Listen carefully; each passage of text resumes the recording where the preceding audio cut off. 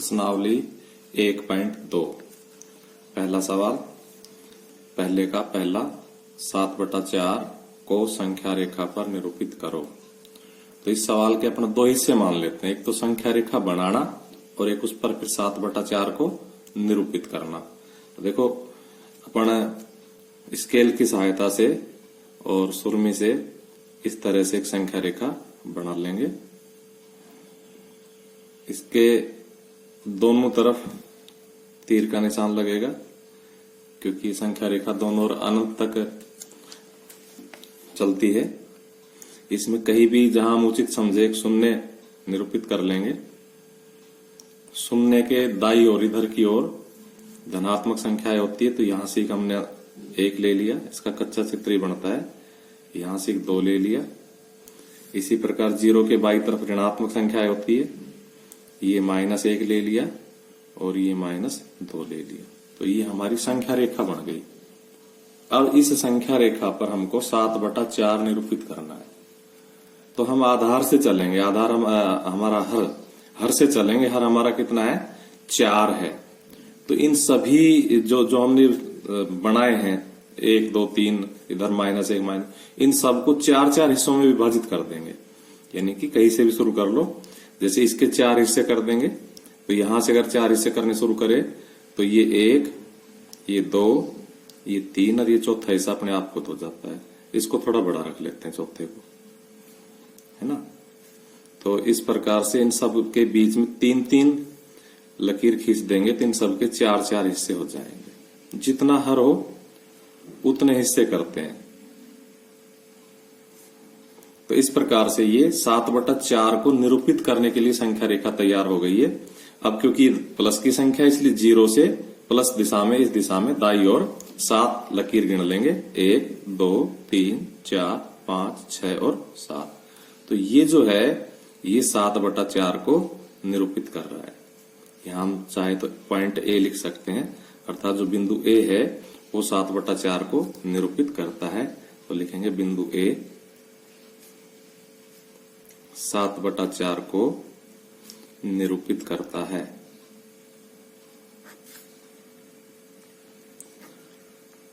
इसी प्रकार इसका दूसरा सवाल, तो उसी प्रकार से हम पहले एक संख्या रेखा बना लेंगे और इस संख्या रेखा पर 0 ले लेंगे, थोड़ी सी दूरी पर 1 और थोड़ी सी दूरी पर 2। इसी प्रकार इधर -1 और -2। अब इसका हर 6 है।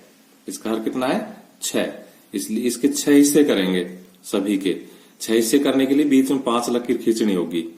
1 2 3 4 और 5, छठा ही खुद हो जाता है। इसी तरह फिर 1 2 3 4 5 1 2 3 4 5 1 2 3 4 5। इस तरह ये -5/6 को संख्या रेखा पर निरूपित करने के लिए संख्या रेखा तैयार हो गई है।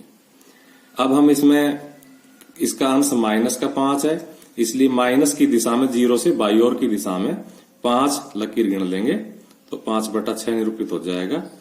तो 1 2 3 4 और 5। तो ये बिंदु है। इस पे हम चाहे तो P लिख ले, चाहे तो A लिख ले वापस, क्योंकि हमारा सवाल दूसरा ही है, वो पहला था। तो ये जो P बिंदु है ये -5/6 को निरूपित करता है। हम क्या लिख देंगे? बिंदु P -5/6 को निरूपित करता है।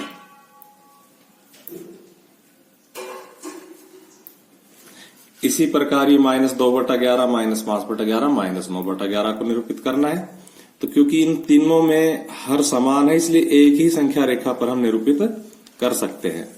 अगर इनका हर अलग अलग होता तो हमें 3 अलग अलग संख्या रेखाएं बनानी पड़ती। तो इसमें देखो हमने यहां 0 ले लिया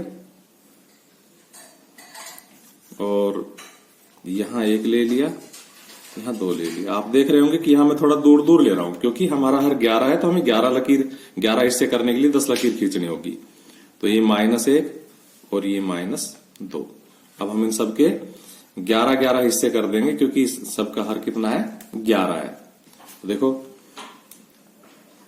1 2 3 4 5 6 7 8 9 10 11 1 को 2 जाता है। फिर वापस 1 2 3 4 5 6 7 8 9 10 ये 11। 1 2 3 4 5 6 7 8 9 10 और ये 11। 1 2 3 4 5 6 7 8 9 10 और ये 11। इस प्रकार ये हमारी संख्या रेखा बन गई। अब पहला है -2/11, तो ऋणात्मक दिशा में 1 और 2, तो ये हो गया -2/11। पी बिंदु लिख लो इसको। इसी प्रकार से -5/11, तो वापस 0 से ही 5 लकीर गिन लो। तो 1 2 3 4 5, तो ये जो क्यू बिंदु है ये -5/11 को निरूपित करेगा। -9/11, तो वापस 9 लकीर गिन लो 0 से ऋणात्मक दिशा में। 1 2 3 4 5 6 7 8 9, तो ये जो आर बिंदु है ये हमें -9/11 को निरूपित करेगा। हम क्या लिखेंगे? हम लिखेंगे बिंदु P -2/11 को, बिंदु Q -5/11 को, तथा बिंदु R -9/11 को निरूपित करता है।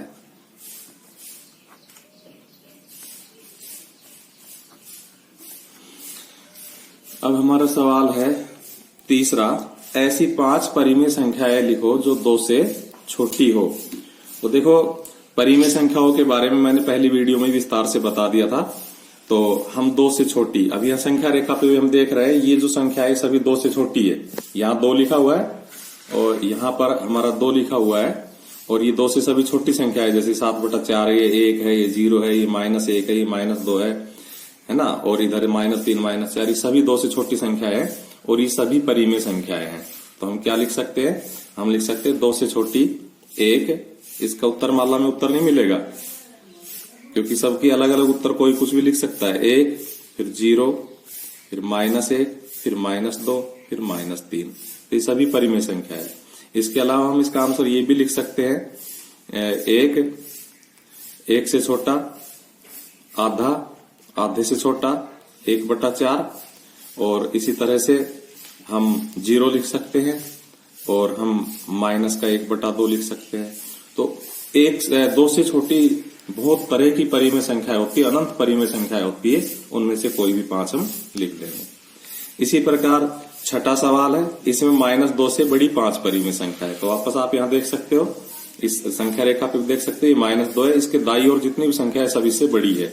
जैसे -1, ये -2/11, ये वाली -5/11, -9/11, 0 1 2, आगे और भी है। तो हम कोई भी 5 संख्या है -2 से बड़ी लिख देंगे। तो जैसे -2 से बड़ी -1 0 1 2 3, या फिर -1 0 1/2 1/4 3/4, इस तरह से हम कोई भी उत्तर लिख सकते हैं।